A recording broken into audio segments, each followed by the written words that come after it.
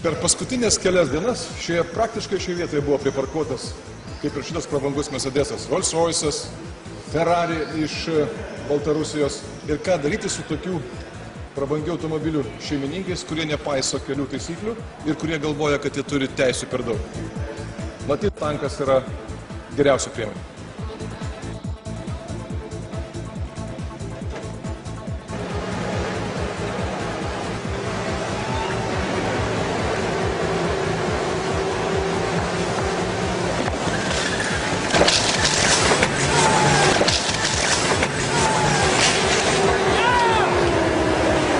Jeigu automobilis parkuos blogai, bus taip.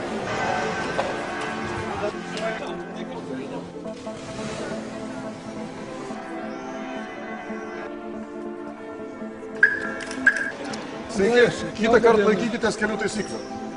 Pasistengsiu.